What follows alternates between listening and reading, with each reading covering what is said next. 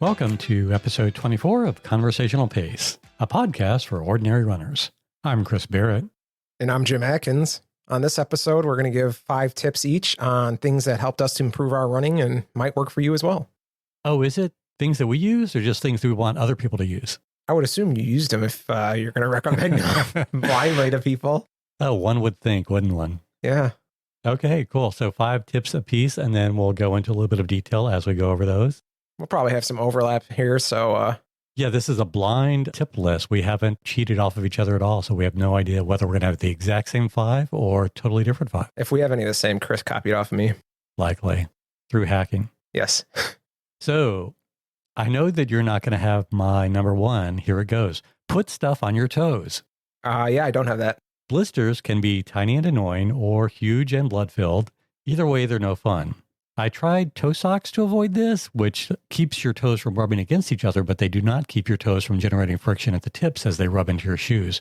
So that didn't really totally solve the problem for me. So then I resorted to using trail toes, which was recommended by another podcast that Hugs. And those did seem to reduce my blisters pretty dramatically. I then eventually switched to squirrel's nut butter because it's all natural ingredients. Trail toes does contain some aluminum like a lot of deodorants do.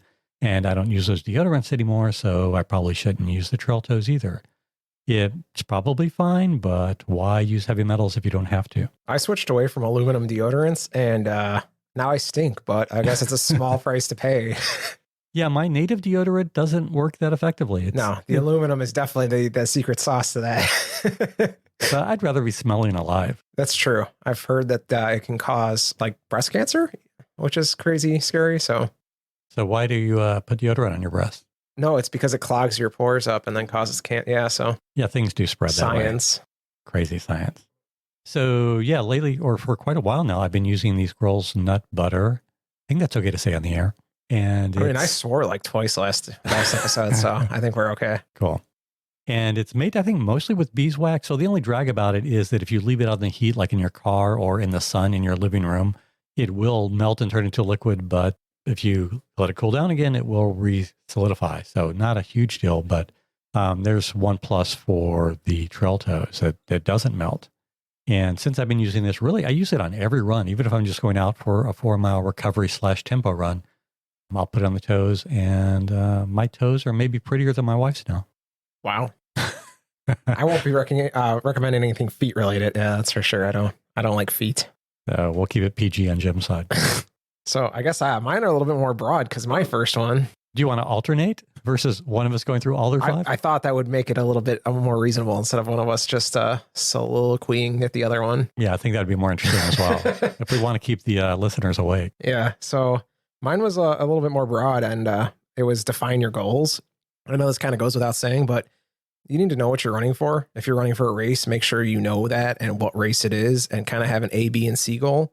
There's a lot of times that you'll just kind of get caught in the machine and run just to run. And sometimes that's fine, but you need to know that's why you're running, is because it makes me happy and I'm fit and I'm healthy.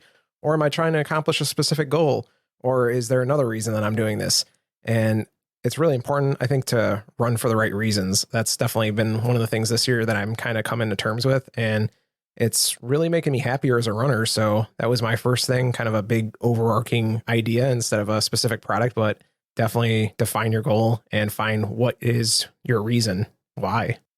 A goal, be a happier runner.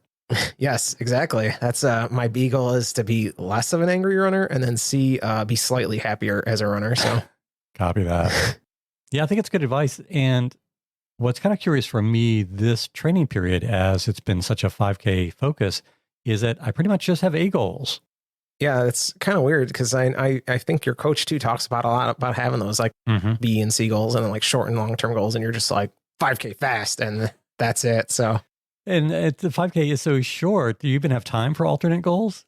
I mean, I guess finishing would be like the C goal on most, like, you know, I want a PR, and then there's like a secondary goal. And then like the third is usually just like get across the finish line. So yeah, that's I don't know. Typically the C goal in a marathon, but yeah. I don't think I'm going to have a problem finishing a 5K. I mean, I can make it my C goal knowing that I'm going to hit it, but didn't you just not DNF? That was absolutely intentional. It wasn't. Oh, okay. Your seagull is to be okay with that. But I had no beer seagull, so it didn't really matter. I gotcha. So I think it's all cool. Well, I'll see seagull if I can't put something together for the Fox Valley coming up, and if maybe there's more than one goal to be had there. Which is weird because Fox Valley wasn't really even on your radar as a goal. So it's like kind of morphed into a new goal that you didn't really know you were running for maybe a week ago. Right. But I feel like I haven't done enough races this year. That's true. I told you that, 2 months ago when I went on my sign up spree? On your race binge? I think we went too far the opposite direction. Yeah.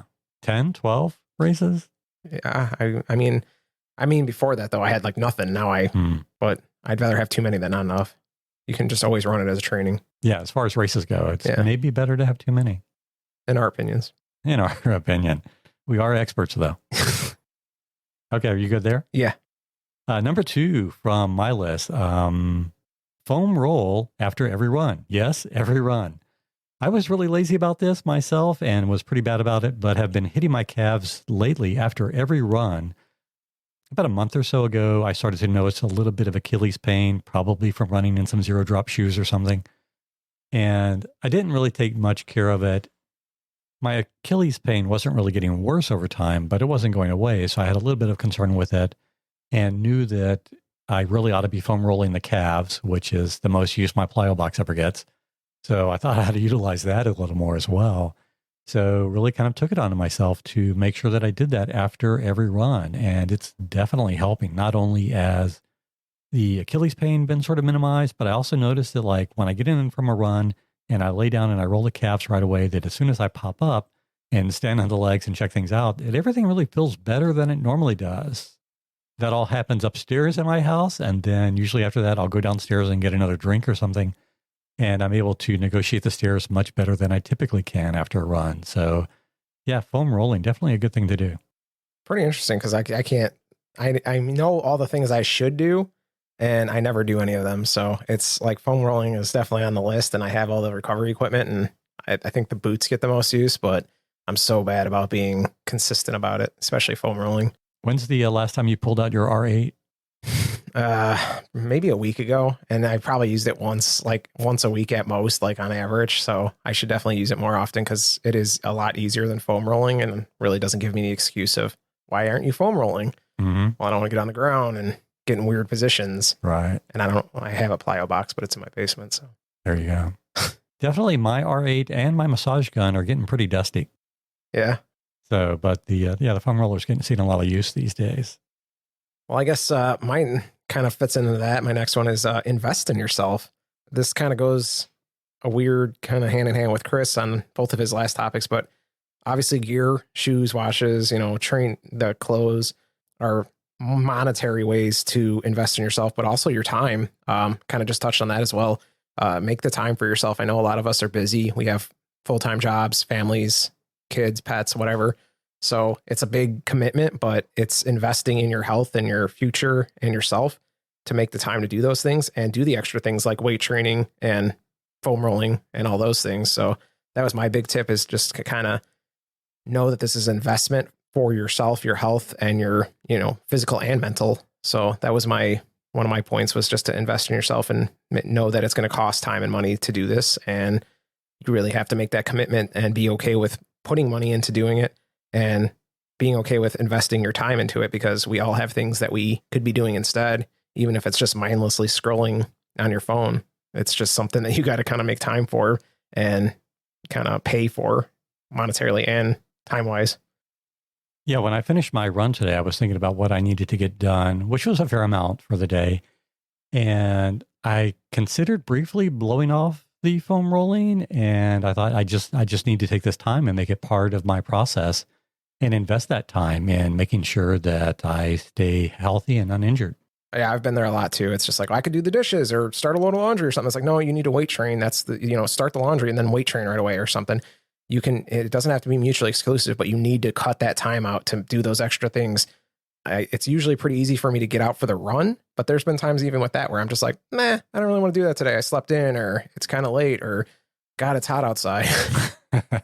Which fortunately, it's chilled out quite a bit in Chicago. We've had some really pleasant runs lately. I think it's supposed to heat back up the weekend. So yeah, great. Yeah, looking forward to it. So good thing my AC is running better than it was a week ago. So sure, definitely. And invest in some decent shoes. You don't have to go out and get the super shoes. You don't have to spend $250, but get, actual running shoes that fit you well, because it's definitely going to have an impact on how your feet feel and whether or not you might injure them. Yeah, and how your body holds up in general. It's funny to see these people like running Crocs or flip-flops, or a lot of people, they don't run that frequently, so they'll just run in like a $30 pair of, Kohl's shoes, which, it's not ideal at all. You're going to really put a lot of stress on your body, undue stress, without having the right shoe and, decent foams underfoot. So you don't have to go crazy with max cushion, but you should have something that's probably built for running. And aside from your feet themselves, all of those, if you don't have the right shoes on, the shocks that your body's going to be impacted by are going to travel up your legs and could impact knees, hips, all sorts of things. And you might get bad knees, like people are telling you could happen from running. Like everybody says. But if you do it right, that won't happen, and you'll actually end up with stronger joints. Yeah, I want to see the science on these bad knees for runners. I think that's overblown. Totally. Just like coffee dehydrates you. Oh, yeah. Everything dehydrates you. Life dehydrates you. Existing. Life kills you day by day. Number 3. Most of us, if we're out there running, probably have some sort of tech that's keeping track of us. And if your watch can give you the info, look at your stride, or maybe if you have a stride pod, that will give you that info as well. You could look at that if you can find it in the software. So I would definitely take a look at that, look at what your stride, what the length is like, and if that's varied over time, and then look at your cadence. Because when in my first year of running, I started to develop a knee issue and went to a physical therapist, one of the earliest things we did was she put me on a treadmill and took a look at my running and immediately said, your stride's too long. You need to shorten your stride because you're putting too much impact into your feet and your legs and your joints. And so I immediately shortened my stride and used that pretty religiously, a shorter stride and a quicker cadence throughout all of the runs following that. And I just developed this mantra as I was running. And I would just say in my head, shorten quick, shorten quick, shorten quick. And if I didn't do that, I would forget and begin to overstride again. But as long as I reminded myself, I could keep my strides short. And actually, I noticed when I'm running along Jim that his feet are usually hitting the ground a little quicker than mine are. So that's always a good reminder as well. If you have a buddy that has a quicker cadence, that's a good person to run with. So what the benefits of this are is that can help reduce injury. And if you are injured, they can help you recover from that more quickly. And also, running with a shorter stride can be much more efficient, because when you have a longer stride and your foot is landing way out in front of your body, the first thing it's going to do is create sort of a braking action. It's actually going to slow you down a little bit before the foot starts to pull back and accelerate you. It's odd that we were having this, you knew this, and we had this conversation when we were running downhill, and I was like, you should keep your feet under your center mass because you're overextending and you're going to hurt your knees and possibly ankles, like striding that long. And you were like, really? You knew this. Why? Yeah. I actually don't even remember this conversation. I think Chris just turns his brain off while he's running. Well, yeah, I turn my brains off most of the time. I've got to save it for the important Energy stuff. saving mode. Yeah. If you can save joules of energy by just not thinking, maybe that's a good way to go. Yeah. Just put your brain in eco mode. Save the environment. Totally. We don't want to have all those emissions from people's heads. So, yeah, as I've said, and now Jim backs up, maybe look at shortening your stride, picking up your cadence, and see how that impacts your running. Yes. So especially if you're running downhill. Yeah, apparently that we didn't know, but we knew. Mine is my next one is run your own paces. So another kind of hand in hand with Chris's, saying it in a different way, I guess, that he copied off my list.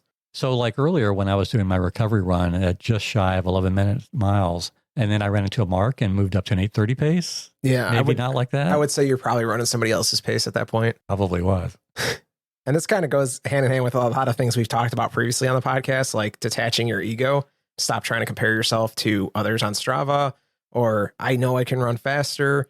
There's a reason that these paces were prescribed to you, and you should be in specific heart rate zones. So definitely follow your plans, and whatever that plan is, make sure you're following what is given to you via the plan. It's a little harder with paper plans, but whatever you think should be, that's really important to keep an eye on, because I think we really get caught up in this a lot.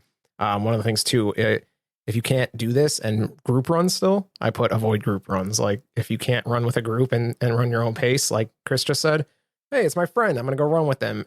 If they won't slow down for you, it's a lot more damaging to you to like speed up to their pace and blow your recovery run off than it would have been for, our friend to slow down and run with Chris for a little while at his recovery pace. So I think it's definitely important to do your own thing and make sure you're running your paces and not somebody else's just because you're in a group or because you think you got to prove something to somebody. So that's been a big one this year where I've kind of slowed down quite a bit and I've gotten really good about sticking to within my heart rate training for the most part. There's always going to be outliers where you run a little too fast because you're feeling good or you weren't paying attention or you really just didn't have it that day and you missed your paces. You were slow for them.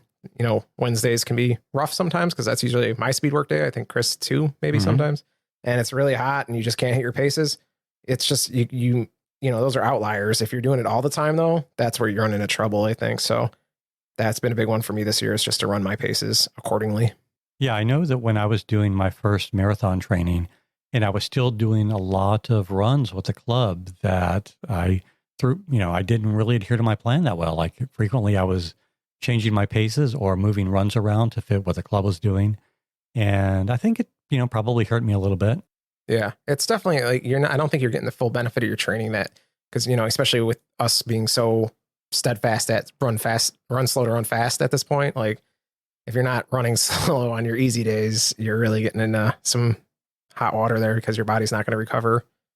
At least that's what the science is. And then it's going to be pissed at you and not give you PRs. Yeah, it's going to be really mad. Why are you holding out, body? Be better.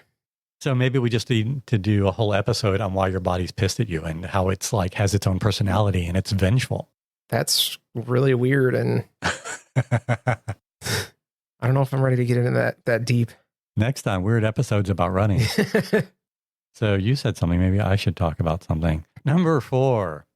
Wow, we're almost to the end of our 5 tips apiece. We need sound effect buttons for this. Like you gotta put like load in a number 4. Oh gosh, yeah, I don't even remember what all of my effects are. Just start hitting buttons. Everybody loves it. Number 4, embrace the pain.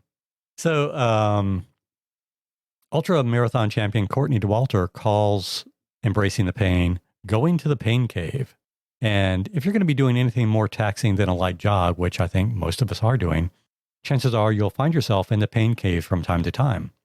Try to embrace that moment, work within it rather than against it, and you can begin to build the mental fortitude to push past obstacles you never would have thought yourself capable of.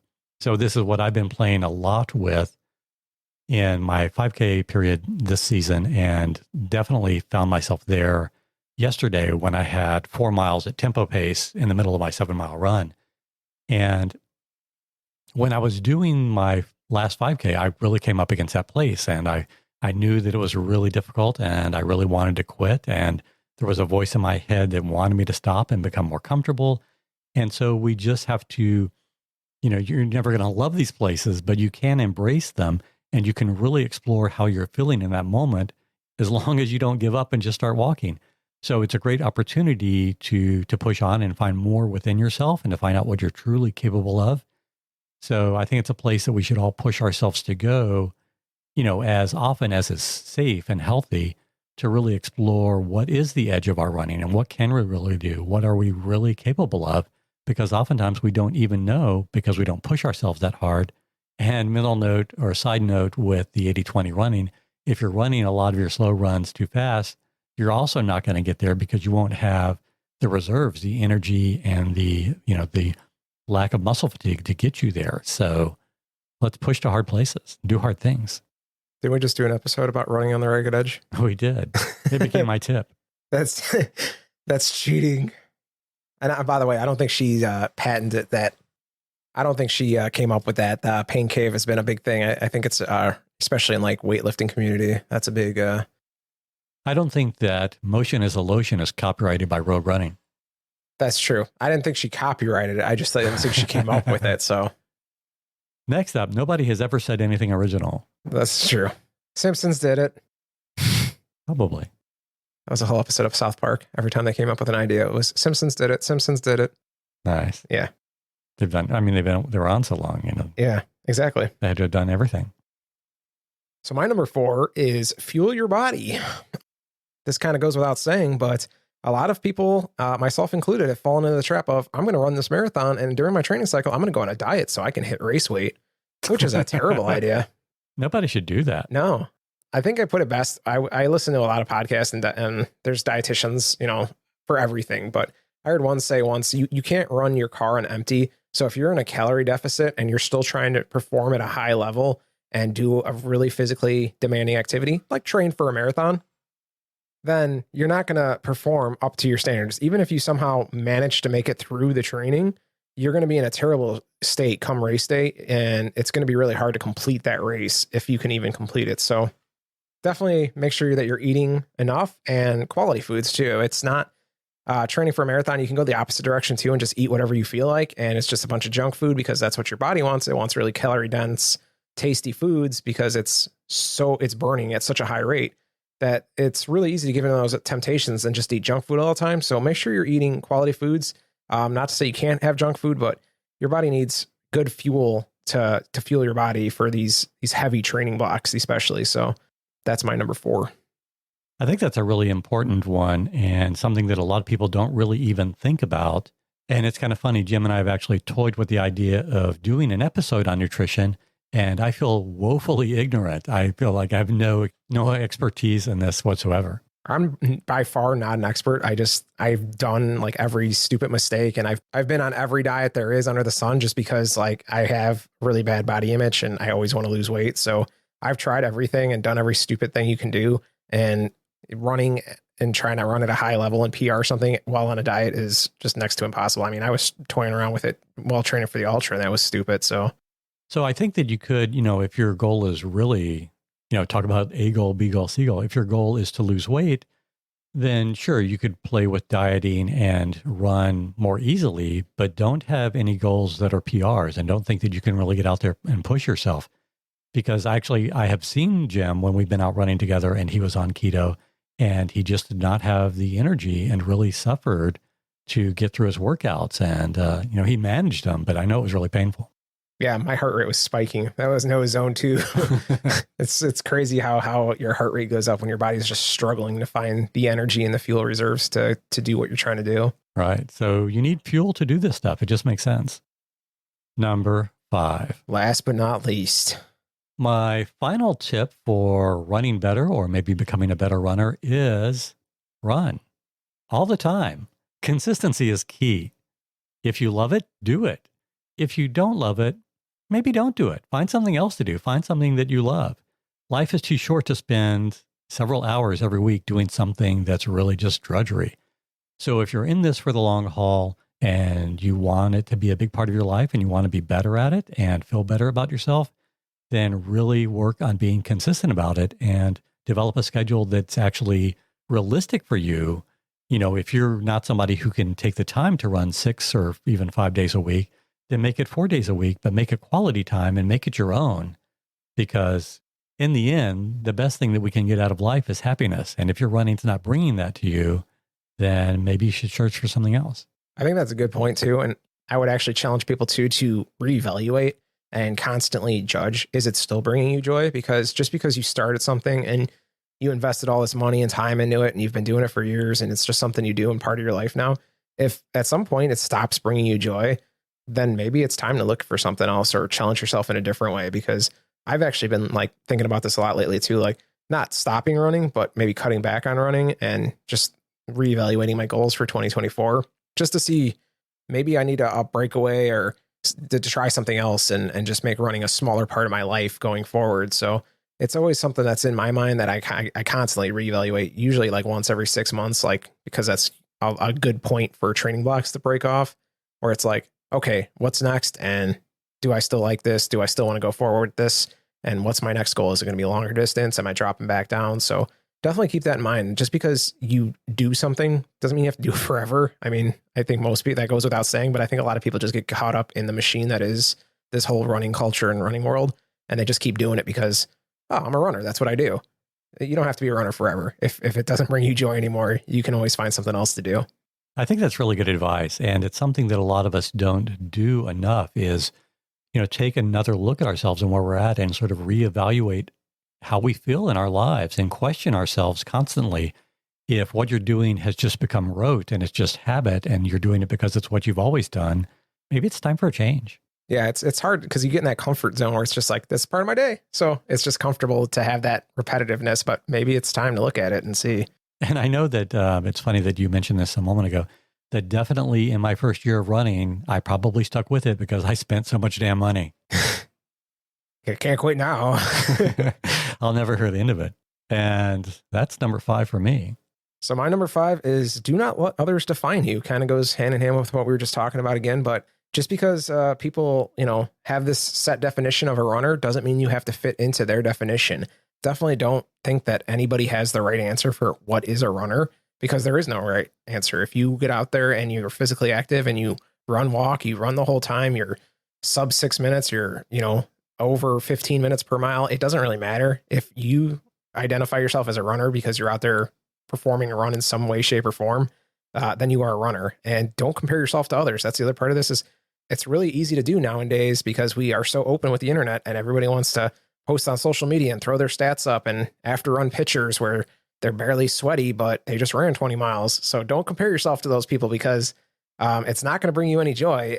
And a lot of that stuff is staged, and a lot of people only share things that they want you to see and the stats that they like the way they look. So don't get caught up in all of that. It's your journey. So don't let other people define you, your running experience, or anything having to do with running in general, because everybody's definition is different as we define ourselves. I think Chris and I have drifted farther apart than we initially were. We were both crazy and just doing whatever we felt like and going as hard as possible. And Chris has kind of drifted back towards fast running on the road, 5Ks, and I'm still drifting out in the trail. So I'm lost in the woods somewhere, and Chris wants to get faster. So we're both runners still. We just have different experiences and journeys and whatever it is. So don't let other people define you, is my number 5. Yeah, definitely comparing yourself to others on Strava is really mentally unhealthy. It's not good for your running. It's not good for you. And I've tried to spend lately almost no time at all on Strava. And yeah, the other thing about the internet is apparently people lie. And I don't know why anyone would want to post false statistics when you know that you're just cheating yourself, but people do it all the time just because they want others to give them kudos and be impressed by them. So yeah, comparing yourself to others is a really dangerous game. It is. It's so easy to get caught up in getting that hit of adrenaline, like that instant sugar rush of, oh, I got a heart, whatever it is, a thumbs up, a kudos. So yeah, I get why people do it, because it can be addicting, but I don't think healthy at the end of the day. No, not at all. Jeez. So there you have it. 10 tips from 2 guys who run in all kinds of ways. Yeah. Maybe they'll help you become a better runner. If not, come up with some tips of your own and then send them to us so we can get better. Yeah. And enter our dang contest too. We only got, it's over now. I forgot. Is it over? This is coming out tomorrow, so it's done. Did I send the belt already? No. Yeah, I guess we got our one winner. So okay, I guess I got to find the belt now. I like how we're giving away things we don't know where they're at. I'm pretty sure I know where it's at. Part of the contest is you have to come to Chris's house and find it, which may or may not be part of a dirty room you have to clean. Right, true. And at my house, it may or may not be air conditioned. So, with that, do you have a moment of zen? Because I've got my Defend Your Gear. You go, and I'll finish formulating what I have in my head. Okay, so my Defend Your Gear is actually not gear this time. I'm going to do a vitamin company called Hippie Farms. I recently ordered from them, and everybody likes supplements to their own accord. So, order with what you will. I'm not saying that these work 100%, but they have stuff that is very geared towards runners. Their multivitamin is a whole food multivitamin. They have tart cherry capsules and beetroot, which are, definitely things I think runners are usually pretty interested in because there's supposedly some kind of benefit. Maybe. Maybe. Who knows? But I've been taking them. And then I got also the vegan omega-3. So there's no fishy taste or anything like that, which is awesome. And the capsules, I take them all in the morning and I don't get sick. Usually I have a pretty sensitive stomach when it comes to supplements. I get pretty nauseous pretty easy, even if I take them with food. So surprisingly enough, taking all these in the morning hasn't had any issues. So I would definitely recommend them. They're not, the cheapest things around. So it is a little bit of an investment. They have lots of products for, I don't know what mushrooms are supposed to do, but they have that, stress support, all sorts of stuff. So I would definitely check them out. It's hippie-farms.com. I don't know if they sell on Amazon or not. I ordered them direct, but they shipped super fast from Texas. So I got them within 2 days or something like that. Nice. And yeah, I definitely recommend checking them out. If you take any kind of supplements, it might be an alternative to putting beetroot powder in your drink or a smoothie or tart cherry juice, which can get kind of expensive kind of quick. And it also has a lot of carbs in it. So that's really cool that they were not upsetting your stomach, because that can be pretty rare to find. And I really like powders, and I usually stomach those pretty well, but they taste kind of bad, as we know with our AG1 addiction over there, that you really have to kind of mask the flavor. So supplements can be kind of hit or miss when you're mixing them into things, and they can kind of ruin the whole drink if it's got like an overpowering, disgusting flavor. I recently got some greens powder that tastes that way. Like no matter what you put it in, you can still taste it, and it's pretty horrendous. So nasty. Yeah. And as far as the beet, I don't know if there's science behind that, but I did it for a while, and what I got was just beet powder that I would mix into a glass of water, which is pretty nasty, and I try to get down as quick as possible. I would not put it in a smoothie, because then it just ruins the smoothie. Yeah, I've had beet powder that mixes pretty well from Amazon, and it's not terrible, and it doesn't ruin. We put cranberry juice in it, and it's pretty good. I remember you saying that. Yeah, so that's a way to mask the flavor too. If you want to go with powders, I guess that's a tip. And a tip number 6. Yeah. Cranberry juice hides disgusting flavors. Freebie. And you don't get UTIs. Nice. I think I'm going to come back to Moment of Zen at Home and insert that. How am I supposed to make snarky comments about it? You can't. This is bullcrap. But I'll be sure I'll add all of this in so that... You're just me looping me saying this is bull crap after everything you say. Yeah, that'll be a great insert. Jim, please let me finish. This is bull crap. I could probably add that to one of the buttons on the recording pad.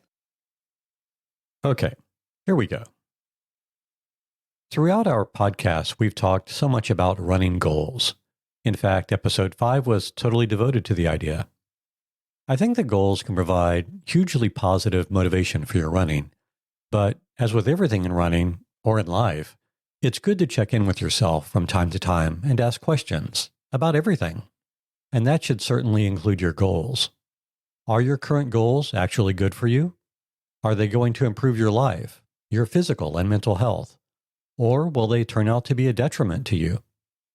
I've often wondered what my running and life would look like if I didn't enter races at all, if I had no goals whatsoever. If I wasn't so focused on achieving the next PR, would I be a happier person? Would I find more joy in my running? Breaking your own records definitely gives you that hit of adrenaline and endorphins. It's kind of like a drug, and one that can be pretty addictive.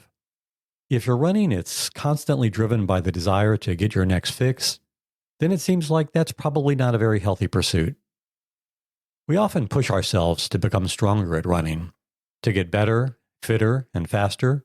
But do we ever stop and ask ourselves why? Seriously, what's the point of getting faster? Will it make you a happier person? Will your partner care in the slightest if you PR your next race? Does it make you a more likable person? Does it make you enjoy running more? I don't have the answers to any of these questions, but I think they could all be good things for us to ask ourselves. I think these ideas are definitely worth exploration. And at some point, I'll probably take some time to divorce my running from a need to PR and figure out if I even want specific goals in my running life. I'm not sure if I'll be ready to do that this year or maybe even next year, but hopefully I have many more years of running ahead of me, and I think this idea could yield some really interesting discoveries. I have to admit, the thought of running purely for the sake of running sounds like a beautiful ideal. This is bullcrap.